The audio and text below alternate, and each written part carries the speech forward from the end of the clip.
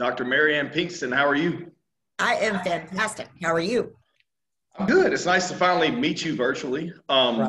I know you have quite a story, and you also have quite a few qualifications. So I just kind of wanted to get you on and talk about all these things. Well, I appreciate it. So Yeah, maybe one of these days I'll make it down to Louisiana and not do the virtual thing. But come on. but I'm glad exactly. But I'm glad to be on. Thank you very very much. So yeah, I do. I have a lot going on. I am a 20 plus year family practitioner. And I'm in San Antonio, Texas. And about 15 years ago, I got sick from rheumatoid arthritis and went to all of my peers here in San Antonio. I've got friends, I thought, and some different specialists to try to see what was going on. I knew what it was, but just to get it officially diagnosed. And I was told to, at one point, go to a psychiatrist. Maybe it was all in my head or anxiety. And I'm like, I have a lot of patients who are complaining about the same things I'm complaining about. So the alarms went off. I knew something was wrong. And I was alluded into integrative medicine or functional medicine. So a lot of people don't really know what that is. And it's a wonderful I style have of no medicine. idea. Yeah, exactly. So well, most don't. But it's a wonderful style of medicine. And what it does basically, if you take the term integrative, it integrates. So it brings contemporary medicine in with more holistic type of medicine. But, a lot of people kind of say, it sounds kind of quack medicine to me if you're doing natural, medicine. So it's not really that. It's very, very, very scientifically based, but it's not real mainstream because it's not a part of the big, drug industry and things like that. I don't go into that. But what we practice when we leave medical school is a very recipe algorithm, based, see a patient for 10 minutes because the insurance industry just forces you, right, to spend this much time with a patient and they need this much time. And so you wind up just writing a quick prescription, sending them out the door. Patients are very, very dissatisfied. And I was too. So when I got sick and it was my turn to be the patient and all that happened, I decided to go back and get a brand new education. So I've spent the last 15 years now, probably, over a couple of thousand hours in education, certainly a couple on, tens of thousands of dollars in education, why not? Just trying to get a new light on how to treat patients. So I do a lot of natural hormone therapy. I do a lot of thyroid, ton of weight loss. Part of what I did was break off from family practice a little bit and go over to and built a wellness and anti-aging center here in San Antonio. And it was Before you get into that, sure. That's why it's called frequency interrupted, because I have to interrupt you. Okay.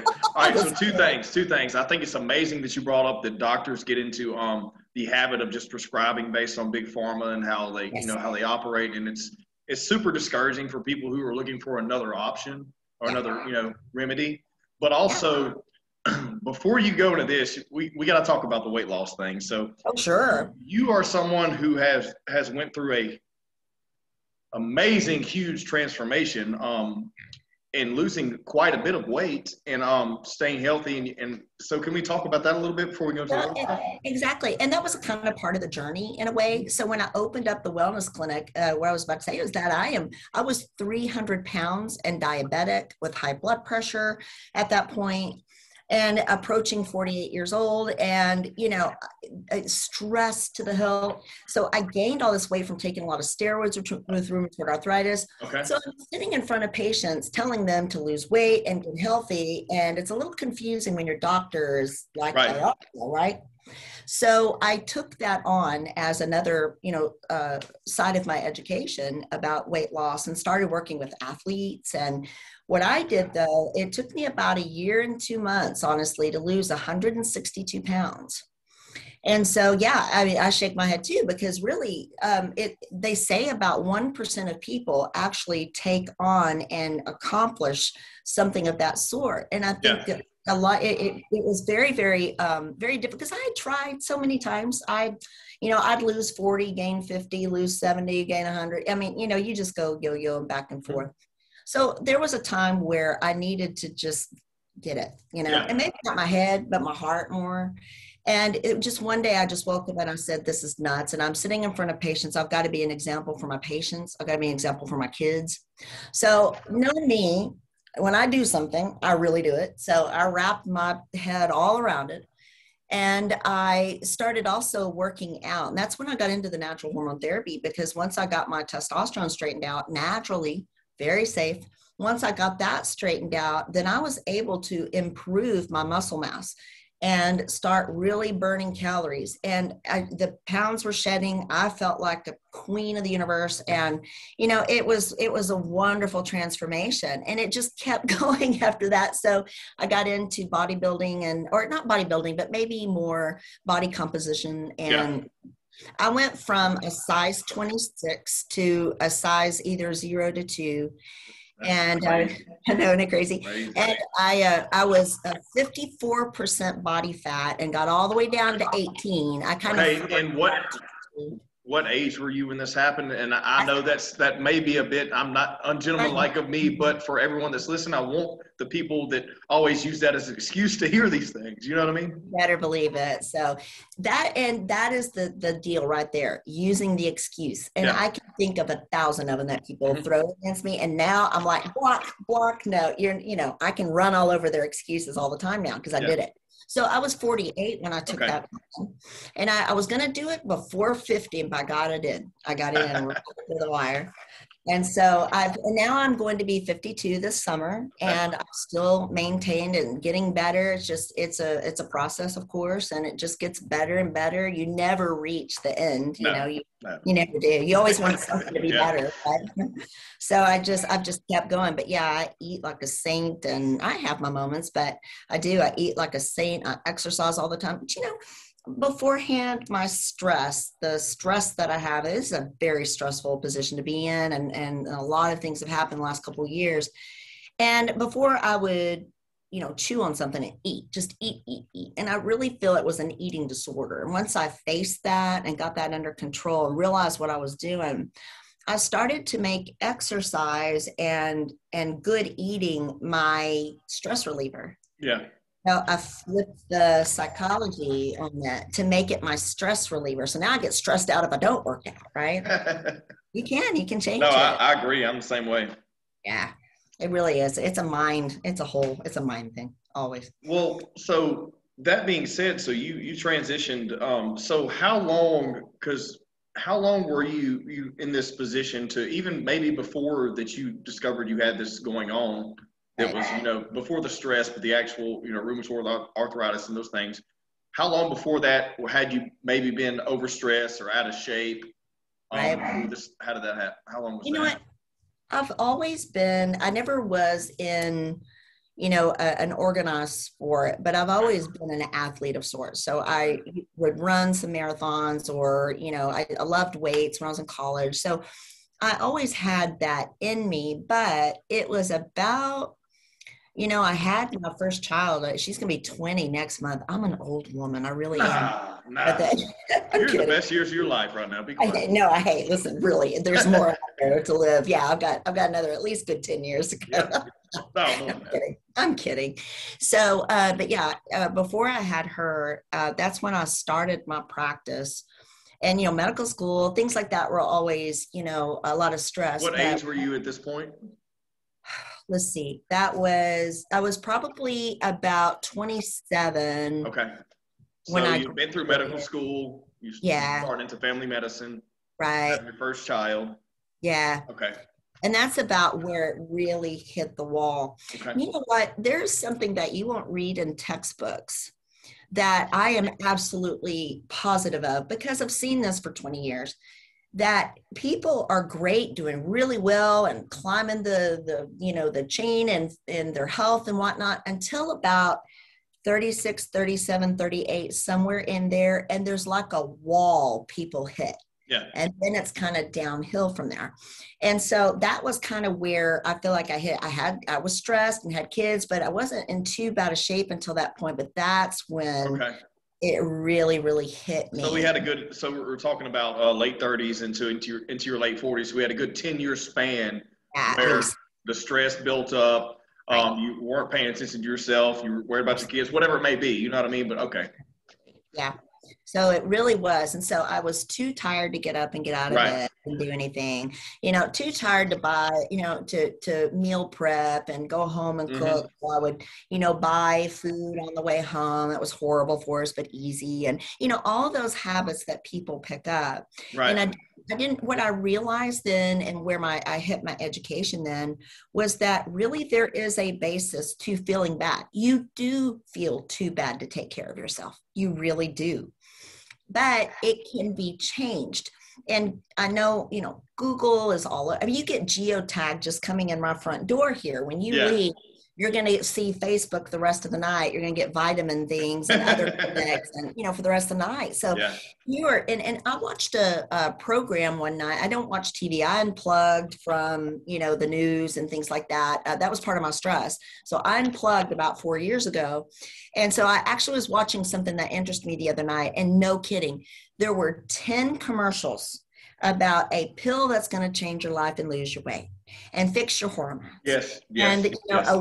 a weight loss product, a weight loss diet of this or that, 10. And I thought, no wonder my patients are not listening Yeah, to. well, what's insane is we're one of a handful of countries that are even allowed to advertise medicine the way we do, which is insane, Right. and It is.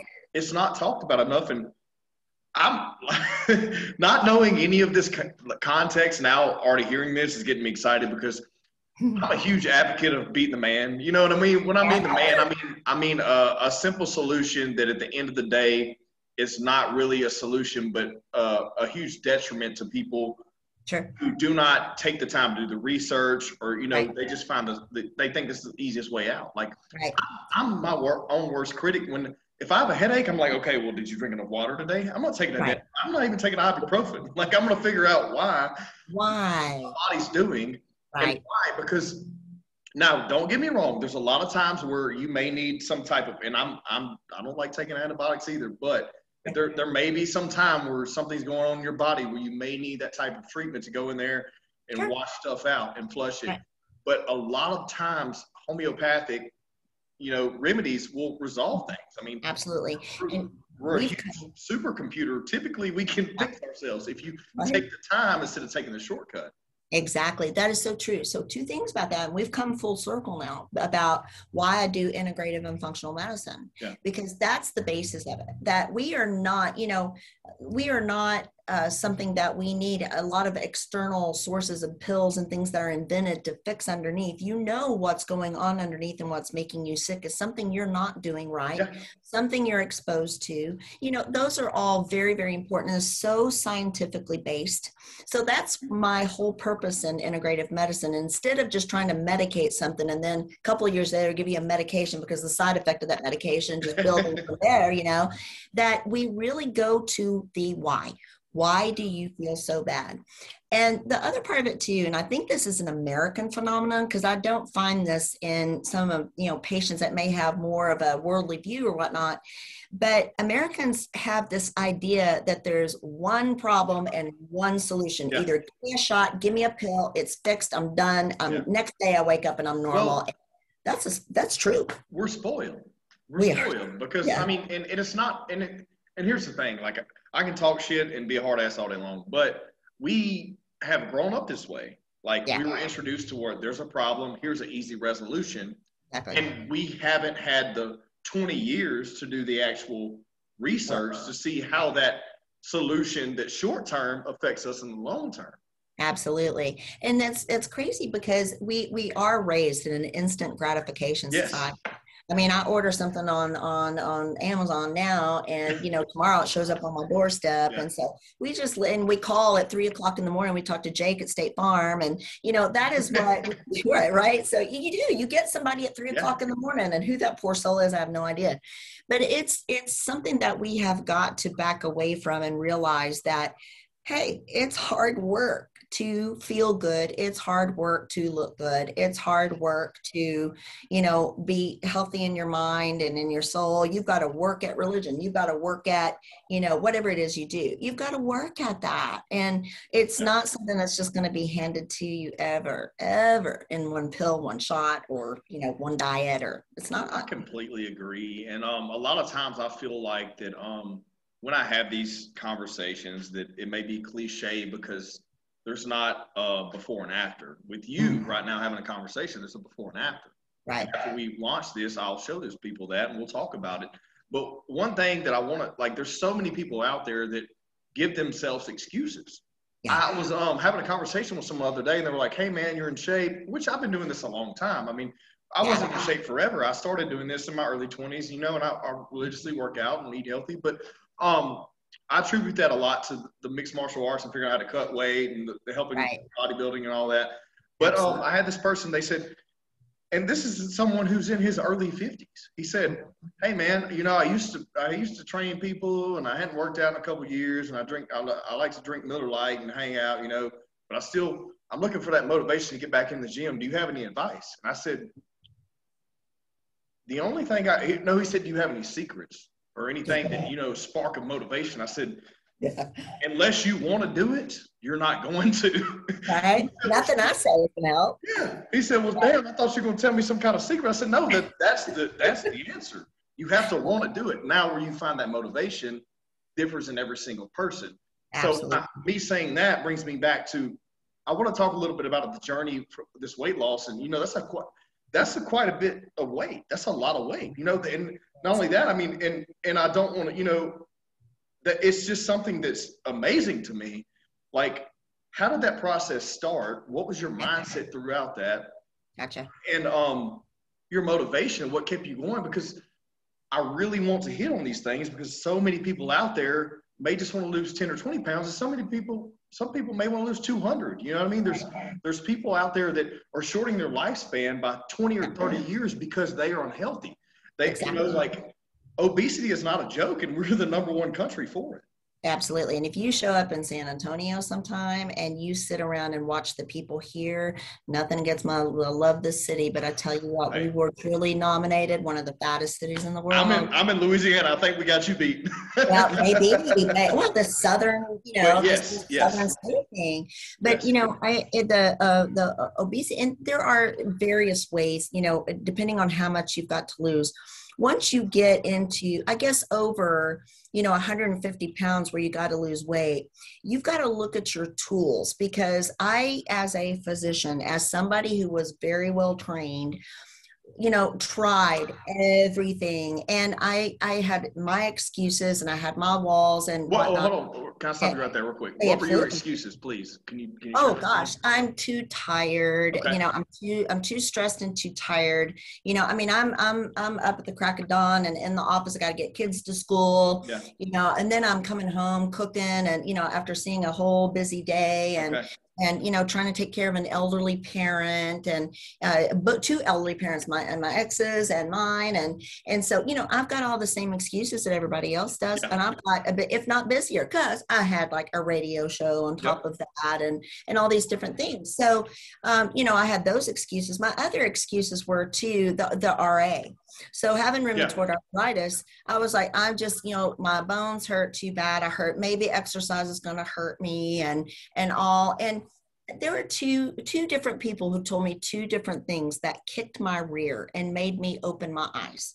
One of them was a lady up in Colorado. She's an IFBB pro. Her name is, I'm going to forget her name. My God, she's like the light of my life, Sandy. So Sandy up in Colorado, you know, had been, she was with me for 3 years before I even lost a pound. And that's what she does for a living. She stayed with me and she brought out the eating disorder. I had to face that first too. So once she told me, she said, Marian, you're talking about, you know, losing over 100 pounds, like you're going to do it in 6 months. Like, you know, just once you get going, then it's just going to come off. You're going to be fine. She goes, it's going to take you 2 years. Yeah. And that, I sat on that and thought, holy cow, wait a minute, 2 years. But she's like, if you wait another year to start, that means it's going to be 3 or 4. Yeah. How long do you want to put this off? And that's one thing that really hit me about how much work I had to do, really. Let me ask you this real quick, and then we can continue on with that because I'm interested to see where this is going. So do you think that period of time when your kids were younger may have taken so much attention away from you that you didn't realize the time span that you had invested and that you had lost?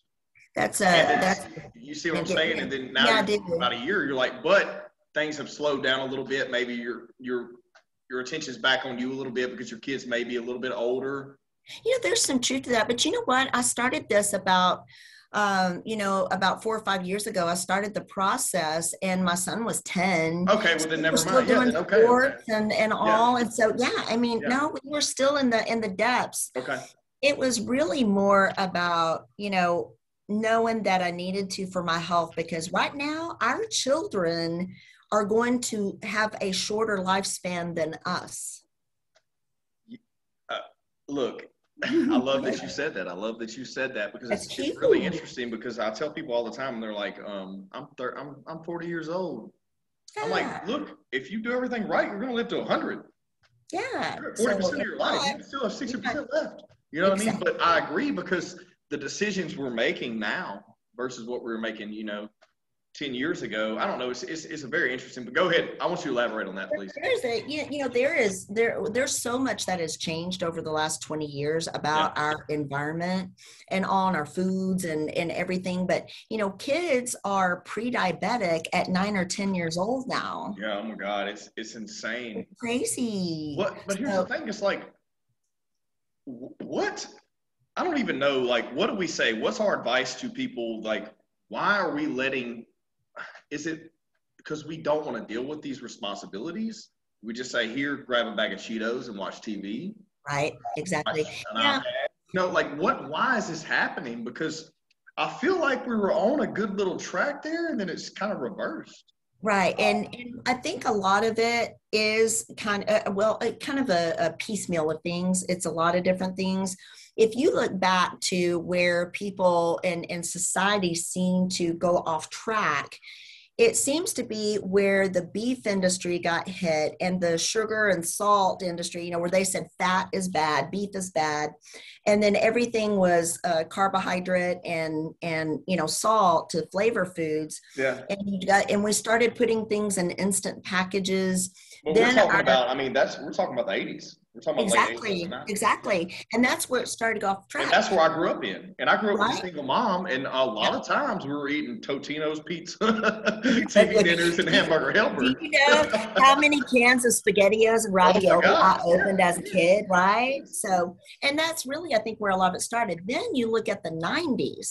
That is about 1996, not to pointing fingers, but about 1996 is when the pesticide industry started, where Monsanto started to use Roundup and whatnot. That's when we started to grain feed, corn feed our animals instead of grass feed. Yep. And a lot of pesticides started in. And so there's a lot that happened in there. Then we got into the busy, I've got to work on my phone, drive, and, talk to my bank, in the car, and multitasking, and the stress and the ante is going up. And now children have to deal with so much stress with social media. There. Yeah. That's one thing I will give that is that kids have access to so much information compared to what we did. What you may have had and what I may have had is, they literally can access 300% more information than I was able to at 5 years old. Right. And it's coming at you like so fast, and it creates stress. Yeah, it creates stress at a young age. But also, here's one thing that, look, at the end of the day, I always blame the parents, no matter what. Because if the parents are showing stress to this type of input or output, then the children are going to do the same thing. So whenever someone's like, oh, those damn millennials, I'm like, blame their parents. Blame their parents. Gen X, blame their parents. Exactly. Well, because blame their parents. Everybody gets a trophy now, and everybody has the same level, and we treat people unfairly. There's no winners, no losers, and and we just basically are afraid to tell our kids no. We have to put them in time out. We can't spank anymore. I mean, there's just so many things about raising our children now that's so different. I got smacked in the rear and yelled at good. Well, how many kids do you have? I have 3. Okay, 3. And what are their ages and genders? So the youngest is a boy, and he's now 15, and the boy is taller than me by like a lot. He's incredible. Oh my God. My middle one is a girl. She's going to be a senior next year. She's 17. Okay. My oldest was born 6 months before 9/11. She is going to be 20 next month. Big in the music industry, doing a lot of great stuff. I've got three fantastic children, Okay. but they're all have dealt with some weight problems and things like that too. And Yeah. so they're part of the scenery. There's Well, like, well, I'm glad you shared that too. So what's your stance on genetic disposition on obesity, and also some people using that as a crutch? right. It's very much used as a crutch because we have seen that there actually is not as much of a genetic predisposition as we thought.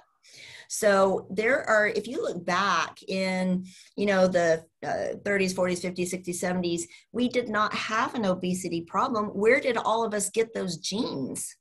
There were very, very few. We got our genes from the people who were thin Yeah. way back Yeah. then. So I don't really think that, and the science, I can get you some numbers and all, but the science does not show. So I do not let people use that. My family are all big people. Right. You can be big and still be thin. Well, I love and that you're saying this because you've been there. You know what I Yeah. mean? And I love that you also have thick skin. We can talk about this because you're transparent about it. Like you've been through these things, and to be able, that is it's so concrete because you can say, look at this and look at this. Here I am right now. I'm telling you, that's not a huge Absolutely. shut up and let's work. Absolutely. You know what I mean? And that's why I blow through people's excuses all the time because I'll just stare at them with the third eye. I'm like, that's not, I don't want to hear it because you have got to, you've got to change your life or else you're going to die. And this is, and I don't say it like that, but Right. I mean, and what really kills me is how many people I don't think really are maybe it's not that they don't want to do it, but they're not wired and they're not ready to do it. And so many people will thwart my efforts to try to help them do it. Yeah, and here's the thing. I've ran into that with a lot of people because I'll have people nonchalantly ask me advice. Yeah. And I give it to them, and then they try to come up with a reasoning why they're doing something. Like, yes. I'm eating carbs because of this. Oh, right. Enough salt, too much. I need salt because I'm bigger. Oh, right. I don't need that much water. What? And I'm just like, whatever it is. Absolutely. Yeah. And it's something that's so frustrating because someone's always going to come up. At the end of the day, just back to like I was saying earlier. Like, if you're not ready to do it, you're not going to do it. Not. But, yeah. God, I feel like that.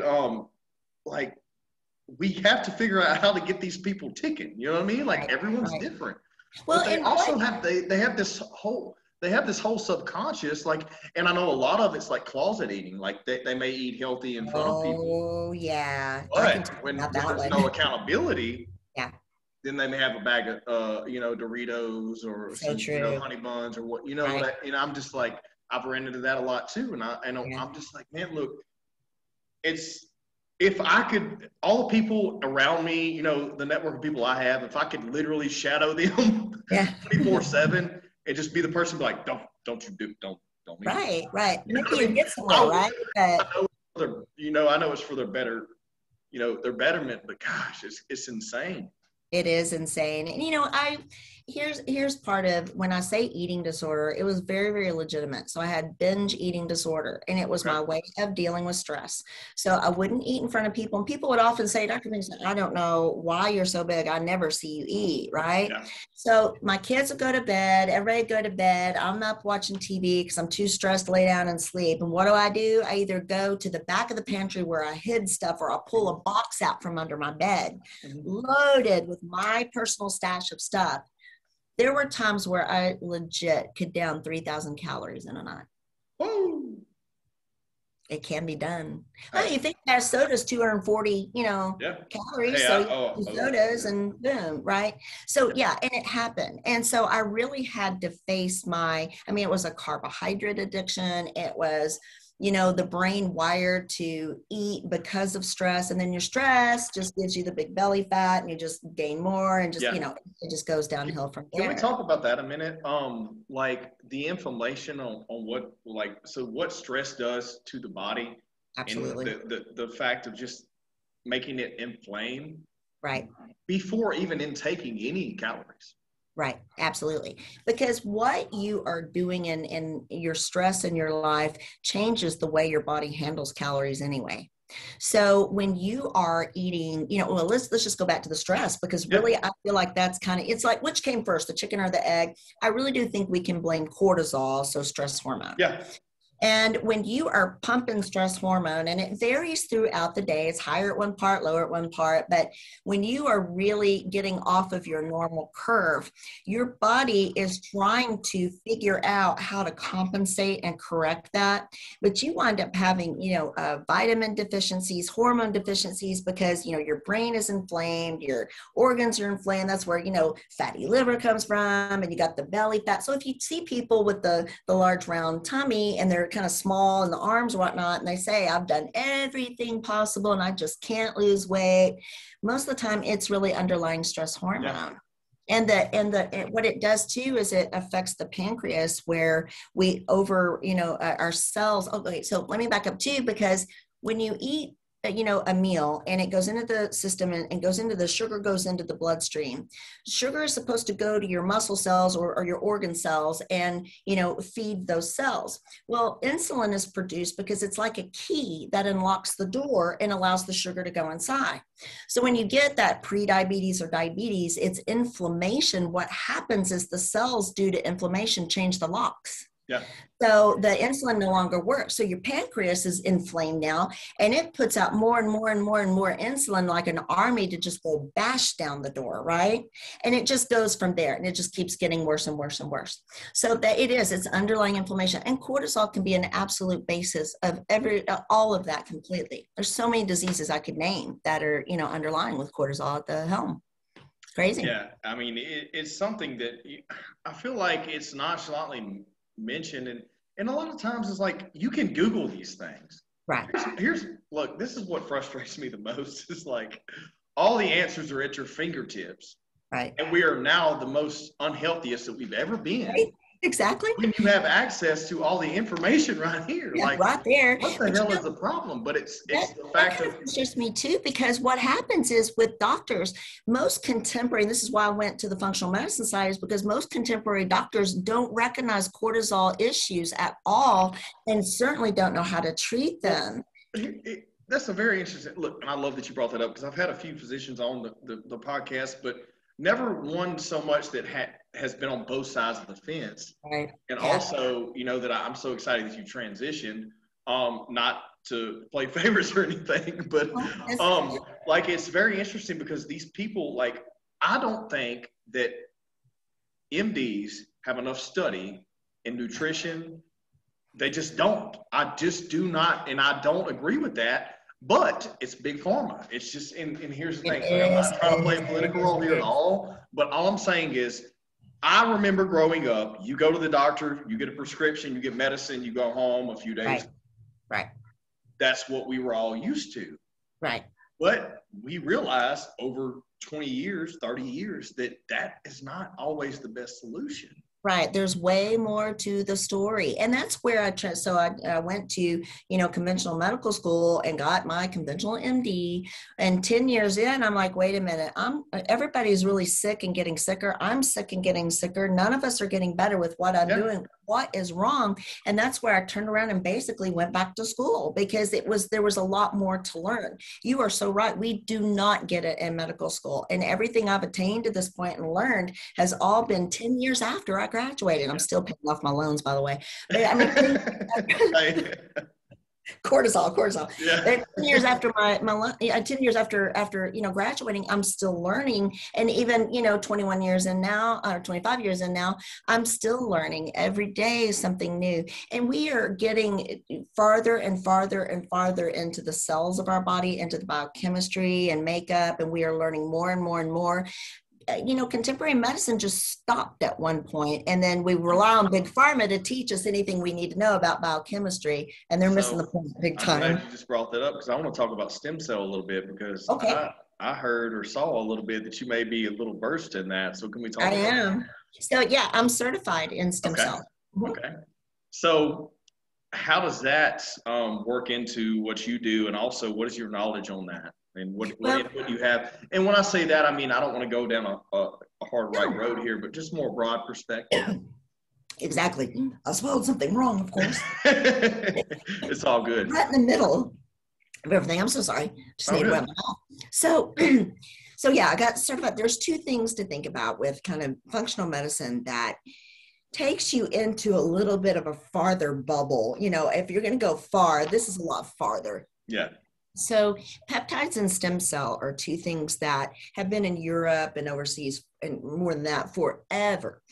And we really, in the United States, we are about probably 20 years behind the mark. Yeah, just a little. Yeah. 20 years behind the mark. And a lot of it is because we slow things down to get through the FDA and studies and all that. And a lot of that's already been done overseas. But there's also a huge fight that stem cell and peptides and things like this is starting to win. Functional medicine starting to pick up some speed and do some good, but that eats into the profits, right? Yeah, that's what I was going to get to. That Right. eats into religion, and the fact of the matter is, at the end of the day, is we grow. Yeah. Organically. Yeah. You know, physiologically, we just grow. Yeah. Things happen. We Spiritually, evolve. Absolutely. So with stem cell, you know, stem cell can be harvested in several different places in the body. But basically, when you are just beginning, you're a 1 cell, 2 cell, you know, in your 1 cell, 2 cell mode down there, you are full of stem cells that can either go off and become an eyeball or can go off and become a toenail or whatever. The body tells it where to go and what to become. But all cells at its base are exactly the same and programmable at that point. So when you have disease in your body, you know, a lot of disease, I feel like, is really just inflammation gone awry. Yeah. So once you, and so you can have rheumatoid arthritis, you can have fibromyalgia, you can have multiple sclerosis, you can have heart disease. It's all, you know, it's either in your heart or your brain or your joints, but it all comes from, you know, cellular inflammation, and it starts at the same place. It just, your body decides sometimes which way it's going to go. Maybe it's genetics, maybe it's not, who knows? But, you know, when you go back to the basis, stem cell has the opportunity when injected somewhere in the body to recreate kind of a new, fresh view for the body and recreate, you know, maybe a cartilage-like material, or, you know, fix the cornea of the eye, or to regenerate liver, or, you know, there's all sorts of things that can be done. And it's a beautiful thing, and we're born with it, so it's safe, and it's not made from aborted babies, I promise. Right, no, yeah. Well, Well, everybody says that, right? Right, I mean, the thing is like, people are picking manufactured medicine that has no, you know, collision to the actual human body over something that comes from the actual body. Right, exactly. To heal it, which is insane, but we've been programmed. Right, we have. That modern medicine is the evaluation, is the solution, is the end all be all. This is what we need to use. And I think we're just going to have to battle this for the next the next decade. Yeah. And I think that this is something that, it's huge, and it's really working in any cases I've seen, and I'm not of your level or expertise, but just looking at things and researching this stuff is like, it works. Yeah, it does. We're not creating it in a lab. No. Kind of, but not really, because we're still pulling it from our DNA. Exactly. Exactly. It's crazy to me that there's so much opposition, but at the end of the day, it comes down to one of those things where society's not ready for it yet, apparently, because it wasn't given the green, you know. Right, exactly. So I think, you know, a lot about functional medicine and, you know, some of the things that we do has so much basis in Europe, and we do have tons of studies, but when it gets here, you know, it really has to be evaluated, and it's evaluated very differently. It has to go through a process, and that process slows things down. You know, money and profit slows things down, politics slows things down, whatever it is, you know, so much. And we are just now, we are still in a society of instant gratification. And so we don't have the time and patience to understand the studies behind things, and that, you know, this could help, just give it a month or two. You know, I did stem cell injections for shoulder and knee joints I opened up a clinic up in Dallas, and I did it for about 6 months. And I had so many patients, I don't even know how many at this point, that 100% of them were able to go back to sports and, lose weight. And I had men getting off of canes. I had people, we're talking about a fraction of what they could do legally if we were somewhere else. Exactly right. That rehabilitation would have been quite a lot quicker. Right. And not be restricted by what were, the regulations we're facing. Absolutely. Absolutely. And it was so sad because at the end of the day, when I had gotten approval from insurances to pay for it, because they were just starting to approve it, they revoked it. And I wound up having to pay for all the stem cell myself that I injected because I wasn't going to bill the patient after I told them, that it was covered by their insurance. Yeah. So I ate it. And that's when I closed my clinic because there's no way you can survive that. It was so much money, it was so awful. But that's the mentality here. And we're fighting it. I think COVID slowed things down just a bit because integrative medicine was taking off. Mark Hyman, who is a big, one of the integrative fathers, doctor here in the States, actually said, I watched him speak once about a year or two ago. And he said that, when I first started in integrative medicine, I would speak to a room of like 30 people. Yeah. Now I'm speaking to a room of 10,000. So it's growing. But this last year, we all got hit really, really hard because everybody was so opposed to either COVID and how it was being handled or vaccines or whatnot. The integrative kind of side came out the wrong way, and we got a big pushback from the government. We've seen this thanks in history. Yeah. Stuff happens. Stuff comes out of nowhere, and we have to deal with it. Sometimes it takes a while for the body to build resilience to it. Sometimes we find a solution. It just is what it is. It's not like it's a huge problem. We were all affected. I mean, I was affected financially in my business. I'm sure you were too. Absolutely. We lost a lot of lives. A lot of things happened. But what's not talked about is a lot of people that passed away were people that were obese. Right. People that had underlying health conditions. Inflammation. Okay, so what led to those things? And it's just something that people are afraid to talk about because they're they may be afraid of how someone's going to view that. But at the end of the day, I'm just going to call it like I see it. I'm not a professional. You're way more one than I am. But, the thing is like we got to do better. That's it. We just got to do better. And you know what? It doesn't matter what we're degreed in, what we're not, what we've learned, what we've not. I mean, you know that. I know that. Everybody that thinks they don't know that knows that. We do. Well, we all know that. And we all have access to be able, to accomplish it in many different ways. And that's the deal about weight loss and getting your health back on track and things like that, is that there's so many different ways to do it. You've got to form your tool bag, and you've got to use different tools at different times, and it never stops. I keep pulling tools out. It's been a couple of years now. I'm still using my different tools to try to keep it off and eat right and do right. It never stops. Well, what's your when you mention that, so in your toolbox, what's your what do you go by? What's your diet? What do you live by? What is your daily intake? So at this point, now, okay, hold on. Can you tell me your daily intake before, including the 3,000 calories maybe after everyone went to sleep? Well, you tell me imagine. That. Yeah, you can imagine what that was. It was give me an example, because here's the thing. I want people to hear this. Yeah. And then hear the advert, and then, compare and be like, you can do it. She did it. Everyone can do it. Well, I will tell you, at one point I did in a sense divorce food.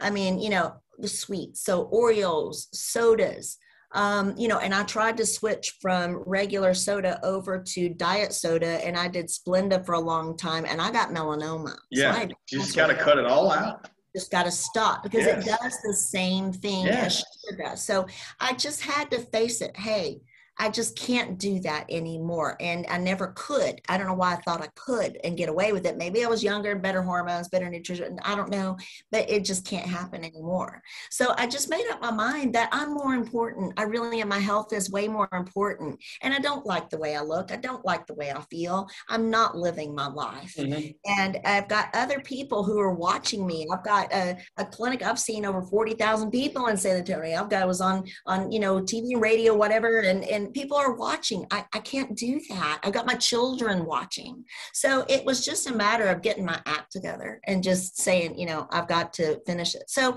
I flipped over really, and I tried to do things differently. I did some tricks and things. I tried diet pills. I tried different things, and there's a much larger subject that we could talk about all the things that I tried and did. But ultimately, what I do now is basically kind of a 40-40-20. So I'll give it all to you right here. It's very simple. So 40% protein, because everybody wants to do keto, right? And keto but keto is high fat, lower protein, and no carb, and that your body does not function on that. People lose more muscle mass doing it. That's why they drop 20 pounds all of a sudden, because they lost all their muscles. And then as soon as they try to start taking carbs again, they gain it right back. Yeah, and it's that water and that fat just comes right on, and then your metabolism's slower because you lost all that muscle. So what I do is a 40% protein, 40% fat, 20% carb. And my carbs I do primarily early in the day because I work out early in the day. And that's where my bursts of energy is needed when I'm thinking on my feet up here. As the day comes to a close, I tend to drop off my carbs because I'm going home and, and slowing down a little bit. I don't need them as much. So I just stay about in the the 50-50 zone with unless it's vegetables. Vegetables are free. So I also, with my carbs, I stay along the glycemic index, so that, how carbohydrate is a carb. So 100 is completely carb, 0 is cardboard.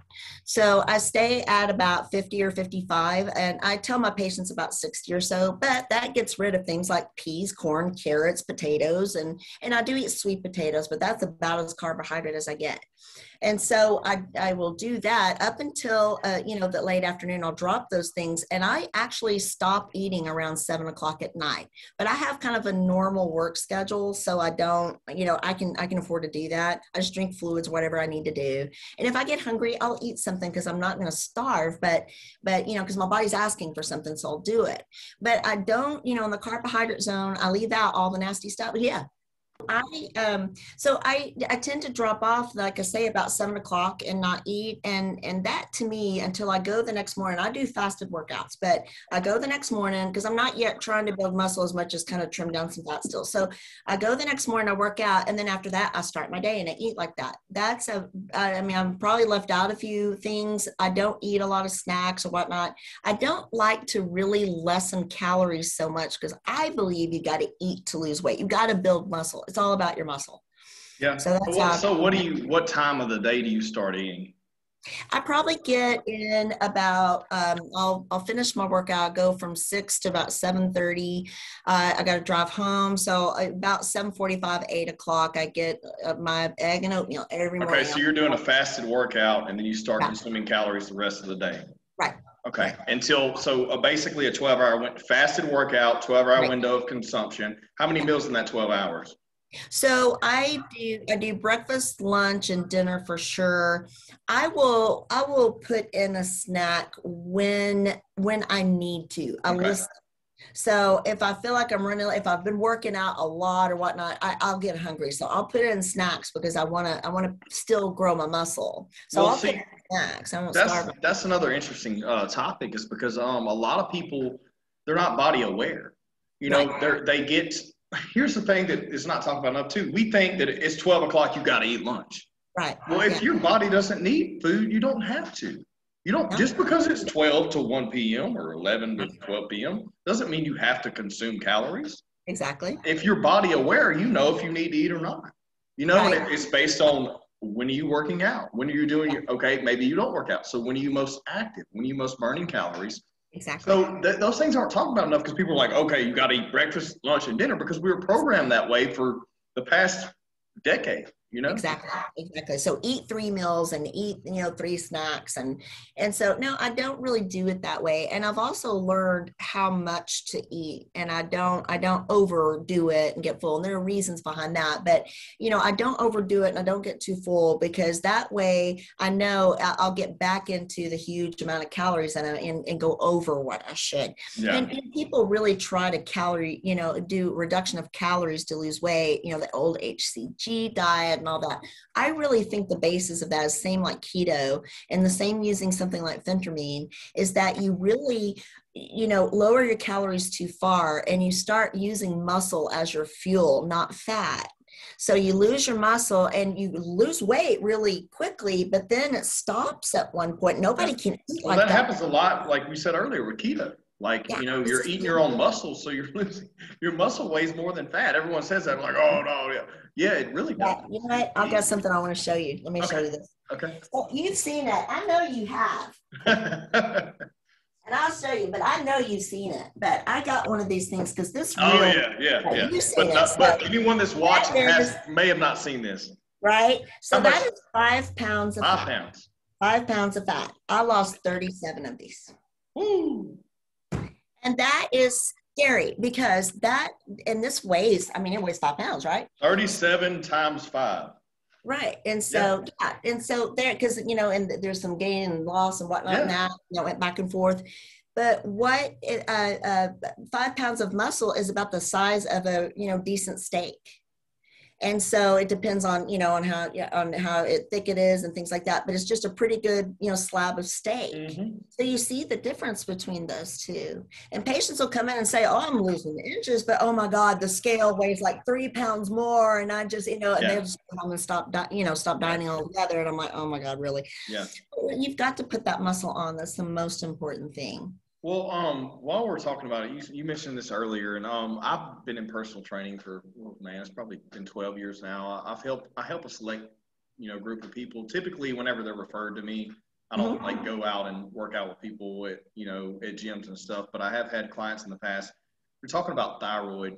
That's a really big thing that some people tend to lean on. Yeah. Can you elaborate on that a little bit? I sure can. So, and thyroid is done very, very incorrectly by contemporary medicine. Yep. When I learned this, I was like, oh my God, I've been doing it so wrong all these years.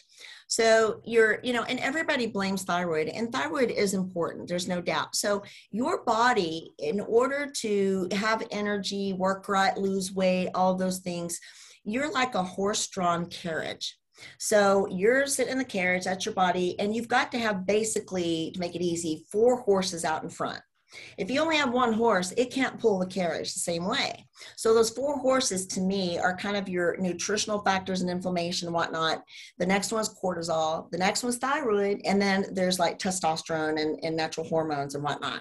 So each one affects the other. And you've got to have all 4 of them, working. You've got to concentrate on them a little bit differently. And that's why there's not like one shot, one pill. And so with thyroid, your thyroid is produced by your thyroid gland. It sits up here in your throat, and it produces thyroid hormone, T4. So when T4 goes out into your bloodstream, it has no function whatsoever. It does nothing. When your thyroid stops working and you're not producing it, then the doctor will give you like Synthroid, levothyroxine, and some of that. And they can replace T4, but what does it do? It goes into the body. It does absolutely nothing. So it goes through the liver and it gets converted or activated, however you want to look at it, into T3, free T3. So free T3 is the active ingredient. That's what makes your hair grow and you lose weight and you have energy and, all those things that thyroid does. So when doctors check labs, what mostly they do is they'll check a TSH, which I didn't even mention. I don't even pay attention to anymore much. But they check a T4 and nobody checks a free T3. And so if you're not converting, well, then you're not, your T4 may be fine. But if you're not converting, you're still hypothyroid. So why don't you convert? Why don't you go from T4 to T3? Well, guess what? Cortisol. Yep. So it's too high, too low. When it's off, it's cortisol. So there you go. There's another evil that cortisol. So, you have to work on cortisol, yes, for many, many different reasons. One big one happens to be your thyroid. So I use a lot of more natural thyroid replacement, like NP thyroid, the T4, T3 combination. There's a reason you put a little bit of T4 in it. And I use those combinations, but I also work on your nutritional factors and your cortisol and things like that. Hopefully you can just start converting again. But that has, that plays a super, super role. And it's one of the bigger horses out there, but it's not the only one either. Yeah, I think it's very interesting. I'm glad that we elaborated on that a little bit because I think that typically if some point in time something is off a little bit, it's because 2 or 3 things may be out of line. Right. And so when you figure out what's out of line and you make those adjustments, naturally the body is going to recompensate and do what it's supposed to do. Right. And it may take a couple of weeks. It may take a while. So stay with it. Yeah. But if you be patient, figure out the right solution, don't run to the, instant gratification solution, and find the right thing to adjust everything else. I mean, it typically works, unless if there's a cellular issue, then that's different. But a lot of times people aren't patient enough to figure out the actual resolution. Right. Or at the end of the day, they're just too fucking lazy. I'm sorry. It's true. It's true. Yeah. It's true. But you know what? It goes back again. And lazy is true. It's a lazy mindset. But, when I was really knee deep in obesity, I really, I used to be an athlete. I used to love to work out. But I tell you what, I'd rather have a white hot, poker in my eyeball than get up and go work out in the morning. I felt terrible. Right. So I had to fix those things. And I fixed every one of them, not just one thing. Yeah, I'm glad you brought that up too, because a lot of times, hell, I don't even want to get up sometimes. This morning I knew that we had a full day and I had this podcast this evening, so I knew I wasn't going to have time to work out. So I got my ass up at 5 o'clock this morning, went and worked out. That's right. Exactly. But maybe that's not the solution. Maybe it's just not eating like shit today. Maybe instead of eating that Egg McMuffin on the way to work, right? You just, either fast or have a protein shake. You know what I mean? Like that. It doesn't have to be a lot of people, they literally scare themselves to even trying because they're like, oh, I think all I got to do is have chicken breast and green beans. Right. And I have to work out every day. And so I can't do that. So I don't qualify. Right. And that's right. It is a total mindset. Sometimes you just got to take your time some people will just change it all at once. And that fails a lot because our body may not be ready for that. It may not be ready for all chicken. That's why I'm hardcore against diet and I'm more about lifestyle. Right. And I talk about that a lot. And I'm sure you agree with that too. It's I'm with you. There's not a solution. And here's the thing. If you change everything and you go detrimentally to eating fast food every day, right, potato chips, Cokes, and then you go to eating chicken breasts and vegetables, rice, and water. 2 or 3 weeks, you're burnt out. Right. Right back. But if you just get into it by just taking things out, let's take out the soft drink. Right. Let's try Crystal Light, or let's figure something out. Exactly. Let's take things out slowly. It's a slow transition because at the end of the day, it's like if you're patient and make the right solutions, you're not going to jump into something in 2 weeks, quit, and it's another year, and then try again. Exactly. So, and they say it takes, for 21 days to create a new habit. And so do a habit a month. And, the other thing too, is that it takes 2 weeks for you to start to see some changes. This is what they say. And it takes 4 weeks for, the numbers and whatnot to start to change. And then it takes about 6 to 8 weeks where other people start noticing, that you've made that change. And so there's the key word, other people. Most people are worried about what other people, when they start noticing, then it takes, so here's the thing, it takes 6 to 8 weeks for someone to notice you. Yeah. Then you may get that strike of motivation. Right. You got to make it that 6 to 8 weeks. You do. We got to figure out the medicine. What's the key there? And I do think it's really, if you can help, and that's what I try to do. I try to help people realize first that it's happening and try to see, the whole view above, the bird's eye view of what's going on. And then I just tell them, look, I can help you with this. We're going to take it a little bit at a time because people can get overwhelmed so easy with all the information and how many things have got to change and what's right, what's wrong. He says this, she says that. So I just try to tell people, just the bird's eye view, slow down. We're going to do it a little bit at a time. And, there's help. And we're going to make you feel a little bit better getting going so that you have the energy to get up and face it and plan it. It's not just something that you just wake up and do. It's like anything else. How do you, plan to go on a vacation? You start saving, you start, making changes. You don't go out to eat so much so you have a little bit of extra money. It's you plan ahead and you start making those little changes that help to build up your bank account again or whatever. It's the same thing with losing weight and changing your mindset. I have I completely agree. And I have a semi-personal question only because I want these people to hear and listen. I feel like you're pretty open. So Yeah. you vaguely mentioned to me before and earlier in the episode that you had went through a divorce. Did Yes. that take a toll on your mental stability of this process? And can we elaborate on that a little bit? Because I feel like a lot of people in life, whether male or female, may be going Right. through this thing. Right. And Absolutely. that may either speed up or slow down the pace. Exactly. So I really lost. I started my process right before I divorced and then got divorced through it and wound up continuing and going Okay. through it. So when I mentioned that, I was overeating and all of that, that was part of my stress, was a very dysfunctional marriage. Okay. And then after that, I was better about seeing what I needed to do to take care of me. But I also decided that I was going to use the exercise and the losing weight and looking better to be my stress relief rather than going straight to the food and sodas or, the Or bed alcohol. or alcohol or anything else. So I just decided that that was going to be my drug, basically. And it really did, that builds up your hormones. It builds up your brain chemistry. It does it decreases inflammation. You think clearer, you act better, you look better, and you feel like getting out and meeting people again or whatnot. There's so many things that are involved in that. So I really used it as my, stress relief and my mission to improve me and better things. So I think it was you got to look at any situation, an obstacle, and, everybody goes through stress and hard times. Everybody does. I am no different than anybody. And it's what you do with it, though. It's how you respond to it. And anybody can use their poor childhood or, they don't have money or, anybody can use those things to, as an excuse to say, well, I just can't do that. But really, anybody can do it. It's a mindset, and you have to use your mind and brain the right way and heart the right way to do good for yourself. I completely agree. I come from a very poor childhood and no opportunity other. I mean, no one, first person both sides of my family to graduate college, and I went to college online just because I thought it would further my career when I was in oil and gas. You know what I mean? It wasn't like I was at prestigious Harvard or anything. But the fact of the matter is, I don't know where that determination come from, other than I saw that this is what I was looking forward to, and I didn't feel like that's what I wanted. Right.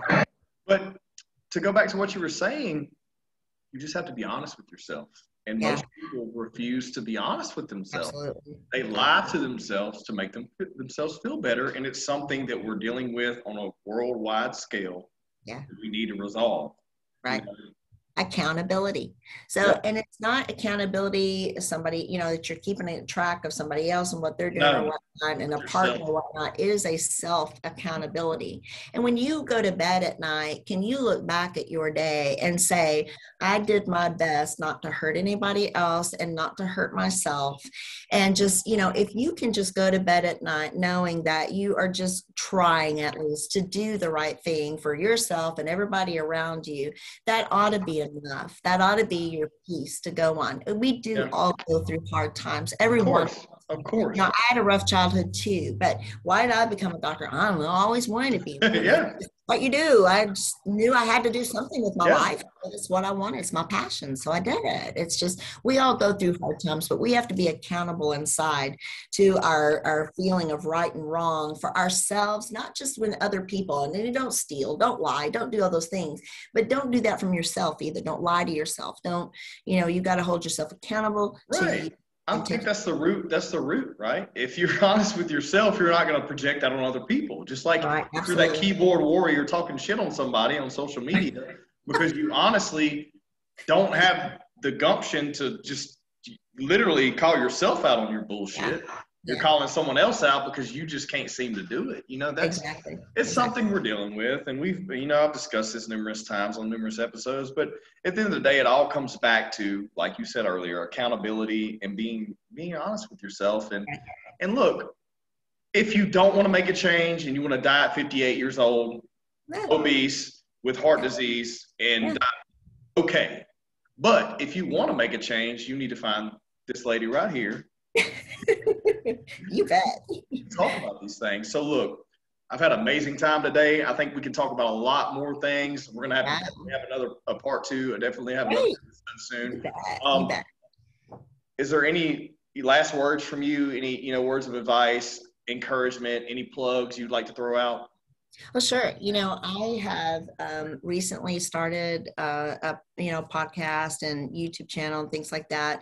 I've got a couple of great ones on just cortisol. It's a lot shorter. I'll expand it at one point, but I do a blog and all. But I'm trying to get down to these things that you and I are talking about, because this is where it lies. This is where it's important. People need to hear how I did or how to do it. So I just send people to my website at drpbetterlife.com. So it's Dr. Pinkston, betterlife.com, but drpbetterlife.com. Everything in the world you need to either get in touch with me or read about or whatever is there. So make it, really easy. But I think if I leave anybody, with a thought is, don't limit yourself. If you think about, if you are, if you want to die of a heart attack at 58 and whatnot, then fine. But look at the path of destruction that you leave, and that not only does it cost society a lot, but look at the people who do, or that are around you, that do really love you. And I know there's at least one person that loves, everybody in this world. And, we do have to make sure that we leave a legacy. You will touch somebody every day in your life if you do make some of those little changes and take those accountabilities and go to bed at night knowing you've done the right thing. You're touching somebody else's life, and that's what I think if we get back to a state of compassion for each other and all, I think we would all feel a lot better and do a lot better. Maybe lose some weight over, who knows, but it's at the end of the day, we all can't we just get along? But you do. It's about self-compassion. And so I really think I would put everybody up to the call to do that for themselves. Well, look, I couldn't agree more. I'm super excited. I can't wait for this to go out. Thank you so much, Dr. Pinkston. Absolutely. Everyone, please subscribe to the podcast. Please, yeah. Get my numbers up. Let me go viral, right? Thank you.